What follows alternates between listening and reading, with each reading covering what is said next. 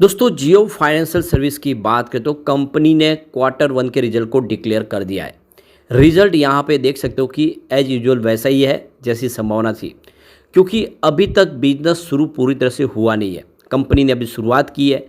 आने वाले एक या दो क्वार्टर के बाद में ही असली रिजल्ट हमारे सामने आएगा।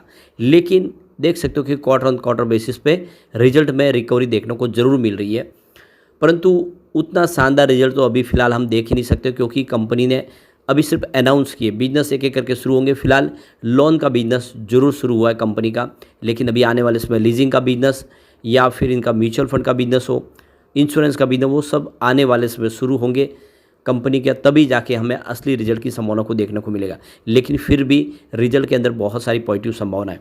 यहाँ पे जो सबसे बड़ी बात है कि इस लेवल पे बड़े फंड हाउस काफ़ी अच्छी खरीदारी भी कर रहे हैं, जो इशारा है कि आने वाले समय में जियो फाइनेंशियल में एक शानदार तेज़ी आ सकती है। वैसे भी इसकी प्राइस काफ़ी नीचे है, स्टॉक में कोई खास इतनी हमने दौड़ देखी नहीं है। इसने अपना 394 का जो हाई बनाया था वहाँ से स्टॉक काफ़ी नीचे है, जबकि बाजार इस समय ऑल टाइम हाई के आसपास है। तो क्या खरीदारी करनी चाहिए? सबसे पहले रिजल्ट को अच्छे से समझेंगे और इसके अंदर पॉजिटिव निगेटिव पहलू को जानेंगे, और मार्केट एक्सपर्ट का क्या कहना है जियो फाइनेंशियल को लेकर वो भी जानेंगे इस वीडियो के माध्यम से। लेकिन फ्रेंड, उससे पहले अगर आप पहली बार हमारे चैनल पे आए तो चैनल को सब्सक्राइब कर दीजिए, एक बेल आइकॉन दबा दीजिए, ताकि जब भी नया वीडियो बने पहला नोटिफिकेशन आपको मिले। वीडियो पसंद आए तो लाइक से जरूर कीजिए। चलो फ्रेंड्स, वीडियो स्टार्ट करते हैं। मैं हूँ आपका दोस्त एस बी दवे और हमारे अपने चैनल ऑनलाइन कमाई में आपका बहुत बहुत स्वागत है। तो सबसे पहले आज के कारोबार की बात करें तो स्टॉक की शुरुआत पॉजिटिव हुई 354 पर, क्लोजिंग थी फ्राइडे की 350 के आसपास, तो काफ़ी अच्छी शुरुआत हुई। अब यहाँ पे 356 का इसने हाई बना दिया, लेकिन जो लो है वो 351 का है। तो देख सकते हो कि स्टॉक के अंदर आज पूरे दिन में बिल्कुल गिरावट नहीं हुई है। क्लोजिंग देख सकते हो ऊपर की तरफ ही रही है। इसका मतलब यह है कि स्टॉक में पॉजिटिव बाइंग हुई है। क्लोजिंग 355 के आसपास रही, जहाँ पे 1.34% की हमें तेज़ी देखने को मिली। तो रिजल्ट के पहले काफ़ी अच्छा रिस्पॉन्स देखने को मिला। अब यहाँ पे देख सकते हो कि रिजल्ट की बात करें तो ये प्रॉफिट में देख सकते हो कि 6% की ईयर ऑन बेसिस पे गिरावट हुई है, परंतु रिवेन्यू में 1% के आसपास की तेज़ी देखने को मिल रही है। तो ये देख सकते हो कि इस बार जो कंपनी का टोटल नेट प्रॉफिट है वो 313 करोड़ के आसपास रहा है। पिछले साल ये 332 करोड़ के आसपास था। इसके अलावा बात करें अगर कंपनी के रिवेन्यू की तो 418 करोड़ के आसपास रहा है, जिसमें 0.9% की वृद्धि है। पिछले साल यह 414 करोड़ के आसपास था। अब यहाँ पे अगर हम रिवेन्यू को देखें अगर सिलसिलेवार, तो जून 2023 में देख सकते हो कि 414 करोड़ का रिवेन्यू था। सितंबर में रिवेन्यू अच्छा खासा बढ़ के 608 करोड़ तक पहुँच गया, तो काफ़ी अच्छी वृद्धि हुई। लेकिन दिसंबर में रिवेन्यू फिर से गिर के 414 करोड़ के आसपास आ गया, और मार्च क्वार्टर में अगर देखें तो 418 करोड़ का रिवेन्यू था। इस बार भी 418 करोड़ का ही रिवेन्यू हुआ है, यानी जितना क्वार्टर फोर में रिवेन्यू था सेम उतना ही रिवेन्यू देखने को मिल रहा है, लेकिन ईयर ऑन बेसिस पर थोड़ा सा स्लाइटली बढ़ा है। तो ये क्लियरली दिख रहा है कि अभी बिजनेस पूरी तरह से शुरू नहीं हुआ। जब तक बिजनेस शुरू नहीं होगा यहाँ पे हम कोई खास वृद्धि देख नहीं पाएंगे। तो ये फिलहाल आंकड़े स्टेबल है, और ये इससे चिंता अब कम हो जाती है, क्योंकि अब उसमें कोई गिरावट तो नहीं है, बल्कि आने वाले समय संभावना पॉजिटिव देखने को मिल रही है। अब प्रॉफिट की बात कर ले तो जून 2023 में 332 करोड़ का प्रॉफिट था। सितंबर में ये बढ़ के 668 करोड़ तक चला गया।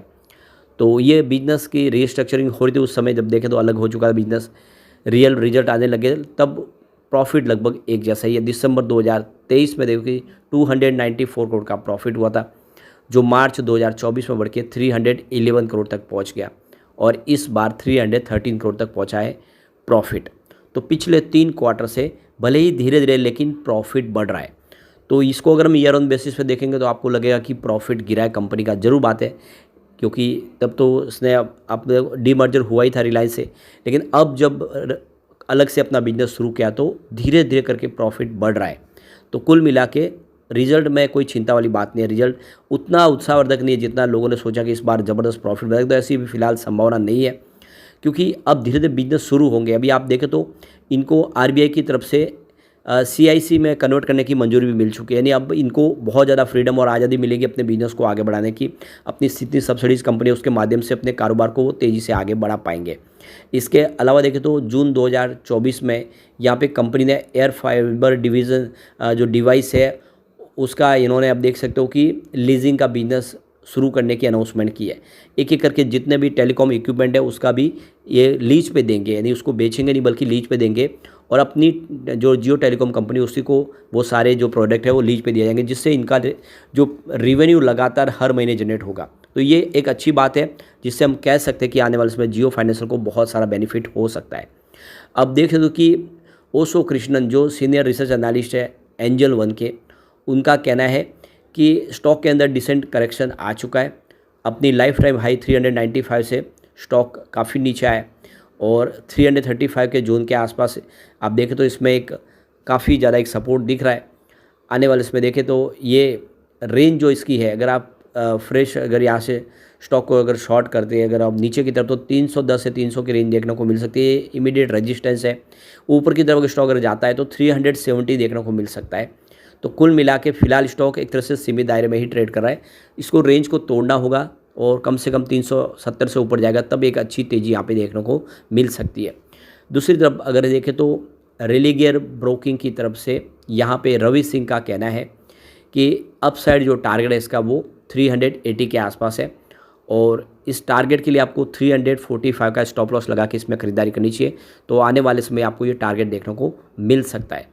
तो सबसे जो बड़ी बात है, कंपनी अब लार्ज कैप बन चुकी है, तो लार्ज कैप का जो निवेश होता है वो सुरक्षित होता है। काफ़ी बड़े फंड हाउस है वो सिर्फ लार्ज कैप में ही निवेश करते हैं, ऐसे में रिस्क कम हो जाती है। वैसे रिजल्ट को एकदम अच्छे से हम फिर से एनालिसिस अगले वीडियो में जरूर करेंगे, लेकिन कुल मिला के आंकड़े ठीक है। अब यहाँ पे जो कुछ बड़ी डील हुई है वो क्या इशारा है उसको भी एक बार देख लेते हैं। तो सुबह 9:15 पर 353 की प्राइस से 1,59,000 शेयरों की एक बिकवाली हुई। उसके बाद 9:17 पर 353 की प्राइस से 5,63,000 शेयरों की एक बिकवाली और हुई। तो उसके बाद 9:18 पर 353 की प्राइस से 1,20,000 शेयरों की एक बिकवाली और हुई, यानी सुबह सुबह बाजार खुलते ही यहाँ पे बिकवाली शुरू हुई। उसके बाद 9:24 पर 354 की प्राइस से 1,41,000 शेयरों की एक खरीदारी हुई। तो उसके बाद 9:32 पर 352 की प्राइस से 1,27,000 शेयरों की एक फिर से बिकवाली हुई। उसके बाद बाजार क्लोज होने के समय 3:06 पर 354 की प्राइस से 1,21,000 शेयरों की खरीदारी हुई। तो 3:07 पर 354 की प्राइस से 1,14,000 शेयरों की एक खरीदारी और हुई। तो 3:09 पर 355 की प्राइस से 1,43,000 शेयरों की बिकवाली हुई। तो उसी समय 3:09 पर 356 की प्राइस से 1,84,000 शेयरों की एक बिकवाली और हुई। फिर 3:16 पर 355 की प्राइस से 1,19,000 शेयरों की एक फिर से खरीदारी हुई। तो फिलहाल दोनों तरफ का माहौल बना हुआ है, एक तरफ बिकवाली हो रही है तो सामने अच्छी खासी खरीदारी भी हो रही है। तो ये एक अच्छा मौका है। स्टॉक फिलहाल एक सीमित दायरे में ट्रेड कर रहा है, बहुत जल्दी आप एक ज़बरदस्त तेज़ी बनेगी। ऐसे में लॉन्ग टर्म इन्वेस्टर के लिए अच्छा मौका है कि खरीदारी कर ले जियो फाइनेंशियल सर्विस में। लेकिन फ्रेंड, कोई भी इन्वेस्टमेंट करने से पहले अपने फाइनेंशियल एडवाइस बड़े ले या अपना खुद का रिसर्च करें, क्योंकि मैंने वीडियो आपके एजुकेशनल पर्पज़ के लिए ही बनाया। वीडियो पसंद आए तो लाइक से जरूर कीजिए और चैनल को सब्सक्राइब कर दीजिए। Thank you friends.